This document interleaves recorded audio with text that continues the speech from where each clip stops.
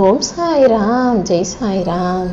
எல்லாரும் நல்லா இருக்கணும், எல்லாருக்கும் நல்லதே நடக்கணும்.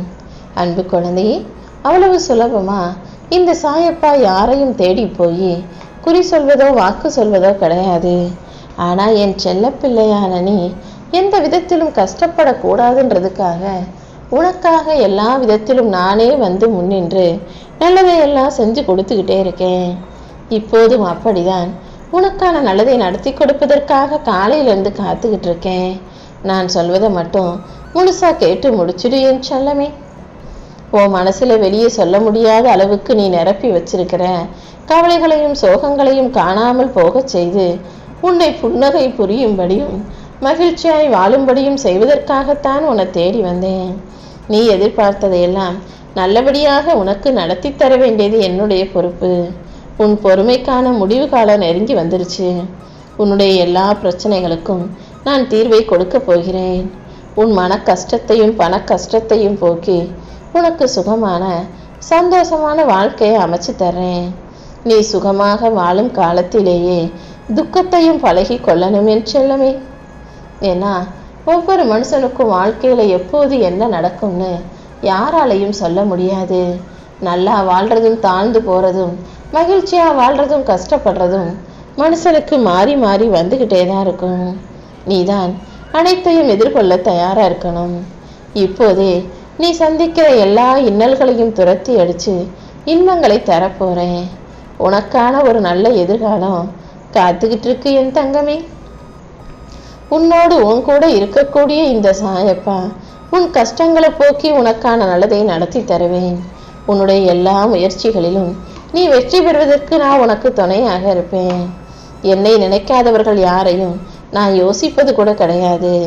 ஆனால் அவங்க வாழ்க்கை நல்லா இருக்கும், நல்லா சந்தோஷமா சுகபோகமா வாழுவாங்க. ஆனால் அவங்களுடைய கடைசி காலங்கிறது ரொம்ப கஷ்டமான காலமாக இருக்கும். அதனால தான் இப்போவே என்னை நீ நம்பி பக்தியோட வாழணும்னு நான் உனக்கு அன்பு கட்டளை இடுகிறேன். என்னை நம்பி பக்தியோடும் நம்பிக்கையோடும் ஒழுக்கத்தோடும் நேர்மையோடும் உண்மையாக நீ வாழ ஆரம்பிச்சினா அதற்குரிய பலன்கள் எல்லாம் மிகப்பெரிய பரிசாக உன் வாழ்க்கையில வந்து சேரும். என்னை பற்றி நினைக்காதவங்களையே நல்லா வாழ வைக்கக்கூடிய இந்த சாயப்பா என்னையே நினைச்சு வழிபட்டு வாழ்ந்து வரும் உன்னை மட்டும் கஷ்டப்பட விட்டுடுவேனா என்ன? இதோ உன் கவலைகள் அனைத்தையும் சந்தோஷமாக மாற்றி தரப்போறேன். என்னை மனசுல நினைச்ச உன் வாழ்க்கையில இனி நீ எந்த கஷ்டத்தையும் நினைக்காத அளவுக்கு எல்லா கவலைகளையும் சுக்குநூறாய் நொறுக்க போகிறேன். இனிமே நீ எதுக்காகவும் பயப்பட வேணாம். உனக்கு பழி சொல்ல தெரிந்த யாரும் நல்ல வழி சொல்ல வரப்போவதில்லை. இந்த சாயப்பா உன் வாழ்க்கையில எல்லா விஷயங்களையும் நல்லபடியாக நடத்தி முடிப்பேன். உன்னை ஆசீர்வதிக்க என் கரங்கள் இருக்கும்போது இனி எல்லாமே உனக்கு நல்லதாகவே நடக்கும். என்னையே நீ நம்புன, இப்போது என்னதான் நம்பிக்கிட்டு இருக்க, இனிமேலும் என்னை தான் நம்புவன்னு எனக்கு நல்லா தெரியும். ஏன்னா எத்தனை துன்பம் வந்தாலும் எவ்வளவு பிரச்சனை வந்தாலும் மறுபடியும் மறுபடியும் இந்த சாயப்பாவை தேடித்தானே ஓடி வருகிறாய்.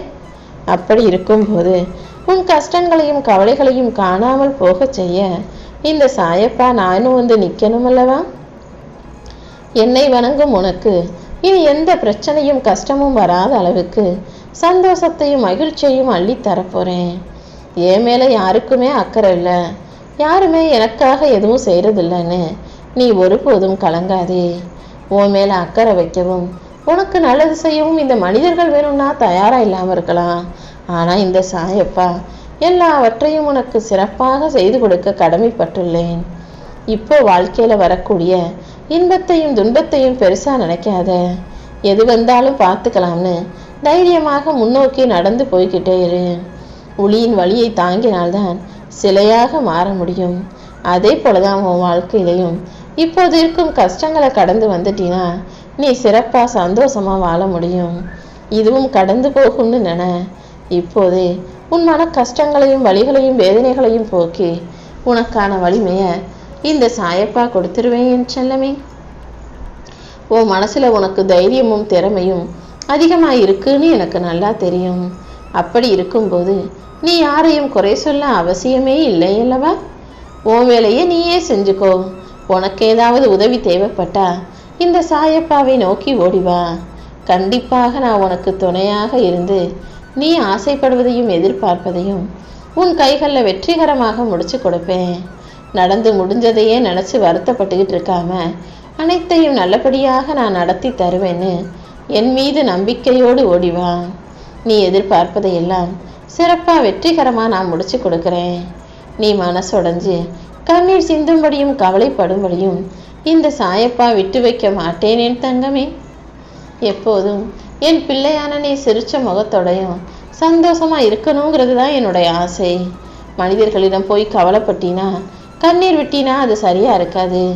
இரக்கமில்லாத மனிதர்களிடம் உன் அன்பை காட்டாதே. உனக்காக என் மனவாசல் எப்போதும் திறந்திருக்கிறது. உன் சுக துக்கங்கள் எதுவாக இருந்தாலும் அதை என்கிட்ட சொன்னீனா உன் சுமைகளை ஒன்றுமில்லாமல் போகச் செய்வேன். வாழ்க்கை எப்படி வாழப்போறோன்னு நினச்சி புலம்பாதே. உன் வாழ்க்கையை நீ எப்படியெல்லாம் வாழ போறங்கிறத நீ பொறுத்திருந்து பார்க்கத்தானே போகிறாய்.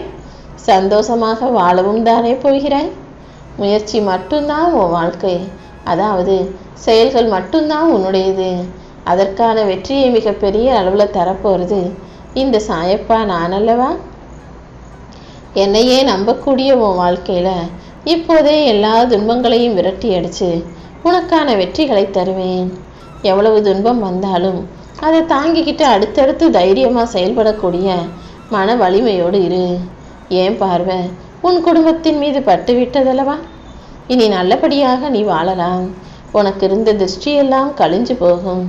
இனி எந்த நரக வேதனையும் கஷ்டத்தையும் பிரச்சனையும் உனக்கு வருத்தத்தையும் உனக்கு கொடுக்காம உன் கர்மாவின் தீவிரத்தை குறைச்சி எல்லாவற்றையும் நல்லபடியாக நடத்தி முடிப்பேன்.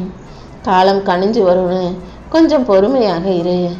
ஆடம்பரத்தை விரும்புவது தவறில்லை, ஆனால் ஆடம்பரமாக வாழணும்னு அனாவசியமாக செலவு செய்யும் போதெல்லாம் ஆரம்ப காலத்தில் நீ கஷ்டப்பட்டதை மறக்கக்கூடாது. இப்போ நீ எந்த அளவுக்கு சிக்கனமா எளிமையோடு வாழ்க்கையை வாழ்கிறாயோ அந்த அளவுக்கு உன் வருங்கால வாழ்க்கை மிக அழகானதா, நிரந்தரமான, அமைதியுடையதா, சந்தோஷம் உடையதாக இருக்கும் அல்லவா. இந்த உலகத்தை பொறுத்த வரைக்கும் எல்லாருக்குமே பக்தி இருக்கு. ஆனால் பக்தி வேற, ஆன்மீகம் வேற. எல்லாரிடமும் இருப்பது இறை நம்பிக்கையும் பக்தியும். ஆனால் ஆன்மீகம் என்பது எல்லாராலையும் புரிந்து கொள்ள முடியாத, எது நடந்தாலும் கடவுள் மீது முழுசா நம்பிக்கை வைக்கக்கூடிய விஷயம். நல்லது கெட்டது எது நடந்தாலும் நீ என் மேல எந்த அளவு நம்பிக்கையோட இருக்கியோ அந்த அளவுக்கு உனக்கான நல்ல விஷயங்கள் நடந்தே தீரும். உன்னை பத்தி யார் குறை சொன்னாலும், உன் மேல பழி போட்டாலும், குற்றம் சாட்டினாலும் நீ ஒரே ஒரு விஷயத்தை யோசிச்சினா போதும்.